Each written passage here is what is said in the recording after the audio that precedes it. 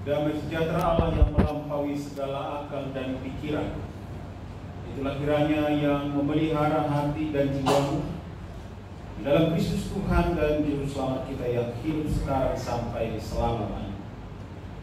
Amin. Saudara terkasih dalam nama Tuhan Yesus Kristus, firman Tuhan buat kita di pagi hari ini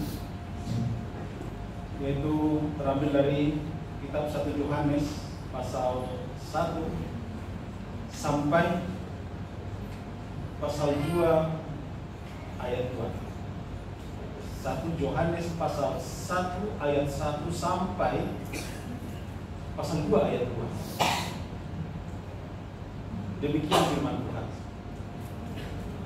Apa yang telah ada sejak semula, yang telah kami dengar, yang telah kami lihat dengan mata kami, yang telah kami saksikan dan yang telah kami raba dengan tangan kami tentang firman hidup, itulah yang kami tuliskan kepada kamu. Hidup itu telah dinyatakan, dan kami telah melihatnya, dan sekarang kami bersaksi dan memberitakan kepada kamu tentang hidup kekal yang ada bersama-sama dengan Bapa dan yang telah dinyatakan kepada kami. Apa yang telah kami lihat dan yang telah kami dengar itu kami beritakan kepada kamu juga, supaya kamu pun beroleh persekutuan dengan kami. Dan persekutuan kami adalah persekutuan dengan Bapa dan dengan anaknya Yesus Kristus. Dan semuanya ini kami tuliskan kepada kamu, supaya sukacita kami menjadi sempurna. Dan inilah berita yang telah kami dengar dari Dia, dan yang kami sampaikan kepada kamu. Allah adalah terang, dan di dalam Dia sama sekali tidak ada kegelapan. Jika kita katakan bahwa kita beroleh persekutuan dengan Dia, namun kita hidup dalam kegelapan, kita berdusta dan kita tidak melakukan kebenaran.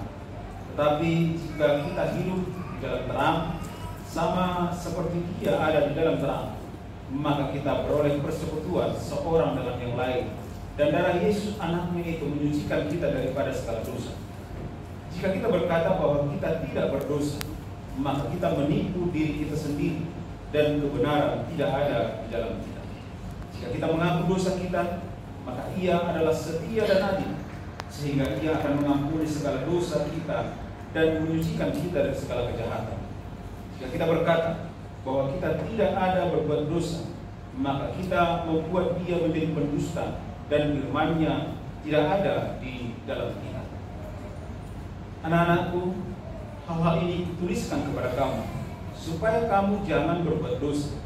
Namun jika seorang berbuat dosa, kita mempunyai seorang pengantara pada Bapa, yaitu Yesus Kristus yang adil. Dan Ia adalah pendamaian untuk segala dosa kita, dan bukan untuk dosa kita saja, tetapi juga untuk dosa seluruh dunia. Demikian firman Tuhan. Shalom Bapak Ibu. Shalom. Horas. Ya. Saudara-saudara terkasih dalam nama Tuhan Yesus Kristus, ada seorang ibu yang memiliki 3 anak yang cukup nakal lah anaknya yang 3 ini.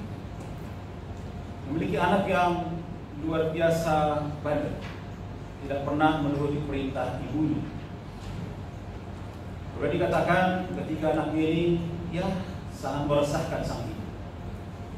Suatu ketika sang ibu meninggal dunia, dan setelah penguburan malamnya biasa, kalau bapaknya sudah meninggal, ya biasanya ada pembagian warisan. Nah, pembagian warisan setelah dibongkar-bongkar itu lemari, dibongkar, ternyata mereka temukan ada gulungan kertas, dan mereka sangat terkejut. Apa ini? Setelah mereka membuka gulungan kertasnya, dan mereka terkejut, ternyata ada di sana 3 cincin. Nah, ada 3 cincin, dan mereka sangat gembira sekali karena ibunya meninggalkan warisan kepada mereka 3 cincin yang lumayan gede, mungkin sekitar 15-20 gram. Nah, setelah mereka buka, mereka teliti, dan kertasnya mereka lebarkan, ternyata ada tulisan di sana. Anakku, ini ada 3 cincin, Mama tinggalkan untuk kalian bertiga. Tapi mama nggak tahu yang mana ini yang asli. Tapi yang pasti salah satu di antara yang 3 ini adalah asli, 2 itu palsu. Nah, jadi kalian bagi satu orang nomor berbeda. Tapi ingat, nanti akan terlihat siapa yang memakai cincin yang asli. Nah, itu pesan mamanya ditulis di kertas itu. Nanti akan terlihat dengan sendiri siapa yang memakai cincin yang asli. Siapa yang memakai cincin yang asli, pasti hidupnya nanti akan lebih baik. Siapa yang memakai cincin yang asli, pasti nanti akan lebih ramah, penuh kasih, penuh damai. Nah, setelah mereka baca itu, mereka bagi satu-satu. Karena memang nggak bisa persis sama, nggak bisa dibedakan mana yang asli, mana yang palsu.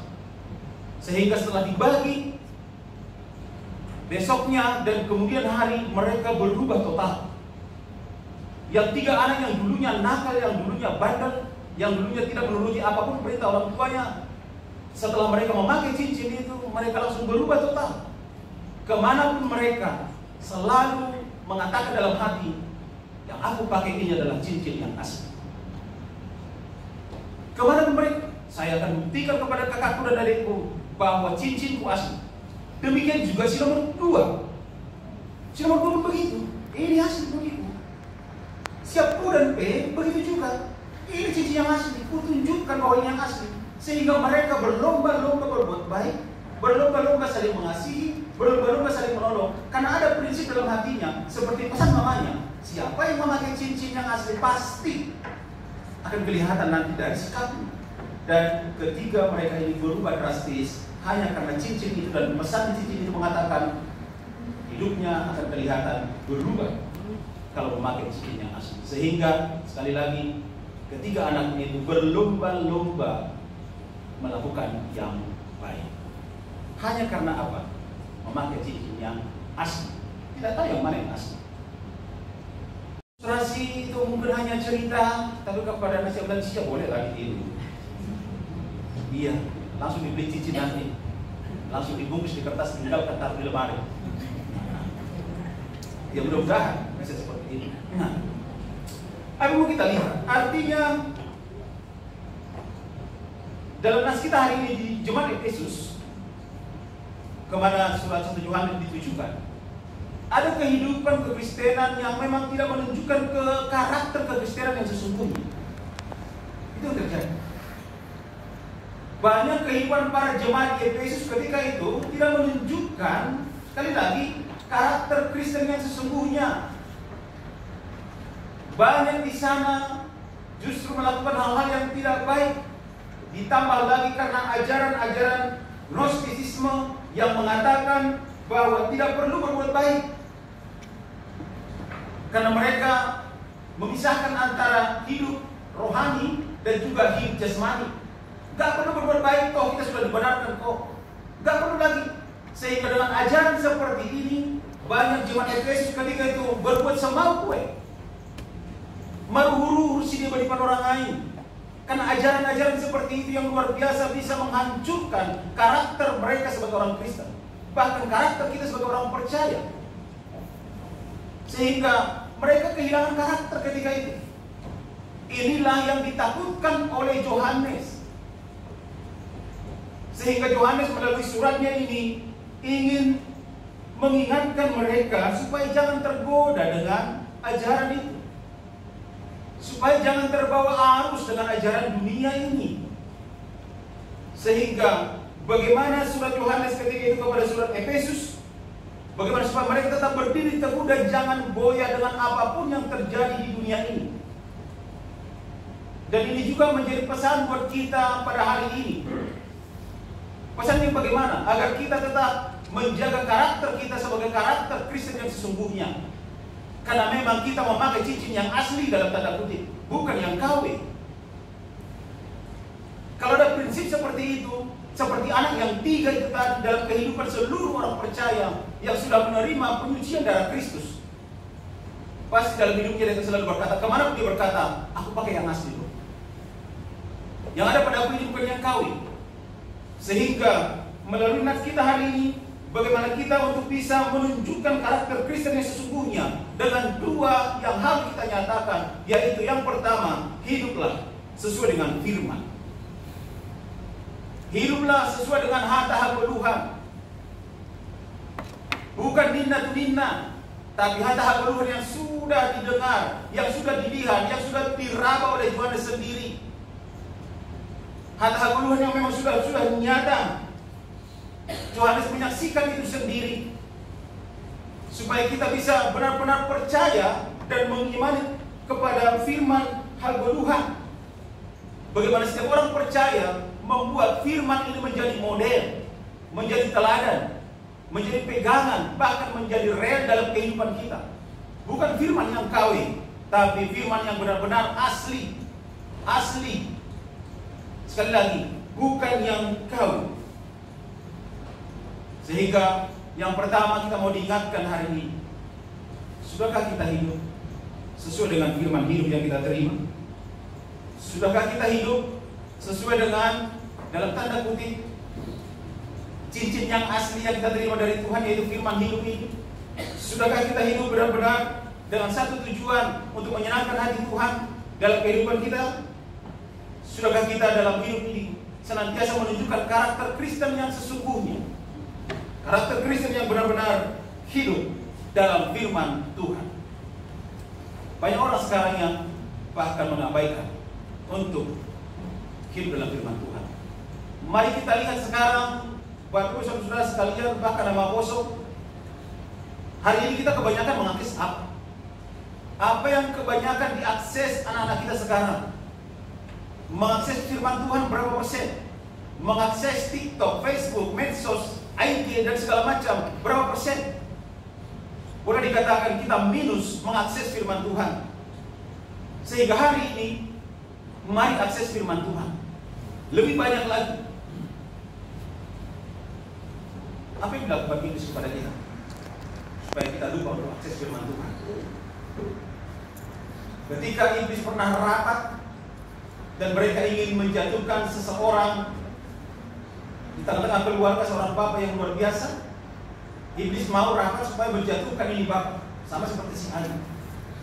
Dan mereka para iblis rapat, dan dalam rapatnya Iblis mengusul, bagaimana kalau kita kasih penderitaan lah buat keluarga itu? Nah, ternyata dengan penderitaan keluarga itu tidak jadi, justru makin kuat mendekatkan diri kepada Tuhan dan baca firman. Nah, bagaimana kalau kita kasih kesuksesan? Dengan kesuksesan juga ternyata keluarga itu bisa tetap mendekatkan diri kepada Tuhan dan mengakses firman Tuhan. Nah, yang ketiga, saya singkat saja. Yang ketiga, apa yang Iblis berikan kepada keluarga itu? Kasih mereka kesibukan. Ya. Kasih mereka kesibukan, sehingga dengan kesibukannya mereka lupa kepada Tuhan, dan itu berhasil. Dan Iblis tepuk tangan. Bapak Ibu, itu juga hanya cerita. Tapi jangan-jangan dalam kehidupan kita juga dengan kesibukan kita menjadi lupa akses firman Tuhan. Karena dengan kesibukan kita bisa lupa untuk bersimpuh, meminta pertolongan kepada Tuhan karena kesibukan kita terlalu sibuk, bahkan lupa melayani, lupa memuji Tuhan, lupa bersyukur karena terlalu sibuk, tidak ada kesempatan, tidak ada waktu. Benarkah tidak ada waktu? Atau memang kita tidak punya niat untuk lebih lagi dan lebih lagi mengakses firman Tuhan? Kristenan kita, bahwa yang ada pada kita ini adalah yang asli, dengan apa? Dengan hidup sesuai dengan firman Tuhan. Yang kedua, hiduplah dalam terang. Hidup dalam terang. Dan orang yang hidup dalam terang sama sekali tidak ada kegelapan dalam dirinya. Di jemaat Efesus ketika itu banyak hidup dalam kegelapan. Dan hari-hari ini juga begitu banyak orang yang hidup dalam kegelapan. Nabi ada Nabi Rom.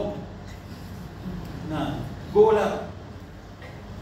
Dan gak tahu kenapa justru orang-orang sekarang ini lebih menyukai hal-hal yang gelap-gelap daripada yang terang-terang. Makanya Di mana-mana bar itu rame, lampu juga yang ada gelap-gelapnya agak rame.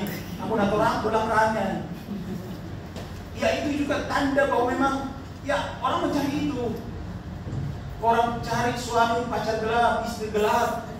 Disukai orang juga itu uang gelap, pacar gelap, apa lagi semua yang tergelap. Belum lagi WA gelap, macam sekali banyak sekarang ini. Tapi dari semuanya yang gelap-gelap itu, bagaimana kita menyikapi itu semua? Bagaimana kita menyikapi agar kita jangan hidup dalam kegelapan? Jangan seperti jemaat Efesus ketika mereka tidak konsisten dalam hidupnya. Nah, hal ini kita mau menyatakan, mari konsisten hidup dalam terang. Jangan munafik. Itu mau diingatkan kepada kita sebagai orang percaya yang benar-benar sudah menerima Yesus Kristus sebagai juru selamat kita, dan itu bukan KW tapi asli. Sehingga kemanapun kita berada, kita harus berkata dalam hati, aku ini adalah anak terang. Sama seperti yang tiga tadi. Dalam hatinya, dalam pikirannya, apa yang ada pada aku adalah cincin yang asli. Sehingga mereka kemanapun tetap menjadi terang, kemanapun tetap mereka melakukan kasih dan kebaikan. Dan itu juga mungkin harus terjadi dalam hidup kita. Kemanapun kita ada prinsip, aku adalah anak terang, aku adalah anak Allah. Sehingga dalam kehidupan kita, mari hiduplah dalam terang. Dan pertanyaan perenungan bagi kita, sudahkah aku hidup dalam terang? Bahkan sudahkah aku bisa menerangi orang lain? Karena sifat terang itu yang pertama menyingkap yang tersembunyi. Sikap terang itu menyingkap yang tersembunyi. Jika ada hal-hal yang tersembunyi, apapun namanya itu, baik dosa dan segala macam, sebagai anak terang kita harus sanggup untuk menyingkap itu. Sifat terang yang kedua, mempengaruhi. Sebagai anak terang, sudahkah kita bisa mempengaruhi? Bukan mempengaruhi ke arah yang negatif, tapi memberikan pengaruh yang luar biasa, pengaruh yang positif dimanapun kita berada. Kemanapun kita berada, kita punya pengaruh untuk mengusir yang namanya kegelapan. Sifat terang yang berikut adalah menunjuk arah. Ini sifat terang yang ketiga, menunjuk arah. Sebagai anak terang, sebagai anak Tuhan, anak Allah, seharusnya kita juga menjadi orang-orang pribadi yang bisa menunjukkan arah ke arah yang lebih baik kepada orang-orang di sekitar kita, agar orang di sekitar kita juga hidup dalam terang. Minggu kita hari ini adalah minggu Quasimodo Kedini. Sokong dandan ada baru seperti bayi yang baru lahir. Karena memang baru kita Paskah. Yesus sudah bangkit. Dosa-dosa kita sudah dihapuskan. Kita bersih. Kita ibarat kertas kosong. Kalau John Luke katakan seperti itu. Kalau kita ibarat kertas kosong seperti bayi yang baru lahir, kita mau isi apa dengan hidup ini?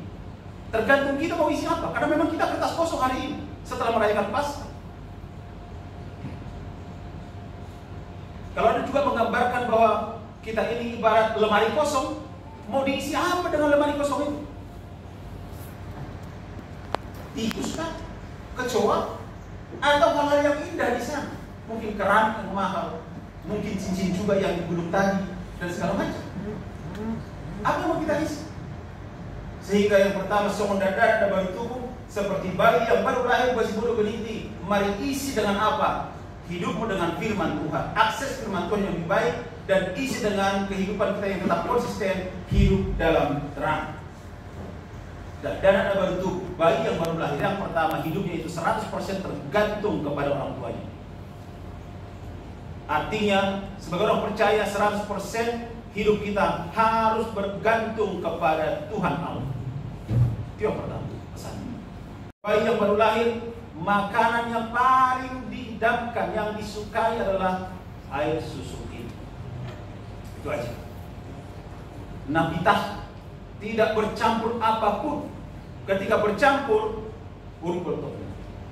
Mau dikasih hokben sama bayi yang baru lahir, nggak tahu ya.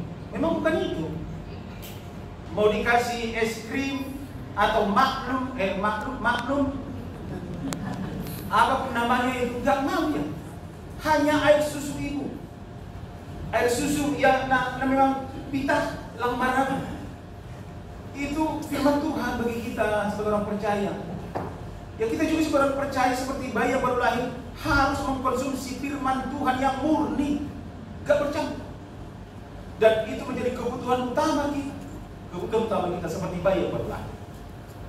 Kalau yang lain dikonsumsi, sakit perutnya. Kita pun harus seperti ini. Kalau dikonsumsi yang lain, sakit perutnya, sakit hatinya, sakit pikirannya, tidak bisa tidur. Kecuali sebelum baca firman Tuhan. Oh, itu luar biasa. Nah, yang ketiga seperti bayi yang baru lahir. Mari kita lihat bayi yang baru lahir selalu membawa sukacita bagi sekeliling. Nah, mau anak gelap pun itu, gak tahu siapa bapaknya mamanya, tetap aja membawa sukacita bagi sekeliling. Itu bayi yang baru lahir, membawa sukacita bagi siapapun sekelilingnya. Sekasar apapun orang di luar sana, ketika dikasih kepada dia bayi yang baru lahir, pasti lemah lembut, lemah gemulan. Sekakar apapun dia, nggak tahu kenapa. Mungkin menjadi pelajaran bagi kita, menjadi pelajaran juga, supaya kita bisa membawa sukacita bagi orang lain nanti sepulang dari sini, atau selamanya dalam hidup kita. Karena yang ada padaku adalah yang asli, sehingga kemanapun aku harus menjadi seperti bayi yang baru lahir, selalu membawa sukacita, menggemaskan. Waduh, itu yang enak sekali, menggemaskan. Nah, bikin apa? Gitu kan? Nah, gemuk sekali. Nah, boleh kita kata Sunda Indonesia hilang marah sendiri. Jangan dibilang seperti itu. Nah, yang keempat seperti bayi yang baru lahir. Mari kita lihat tangan yang baru lahir, dan ini juga menjadi cerminan bagi kita. Dan itu tidak boleh. Apa itu? Bayi yang baru lahir tidak ada tangan yang begini, selalu menggenggam. Nah, selalu menggenggam. Itu bayi yang baru lahir.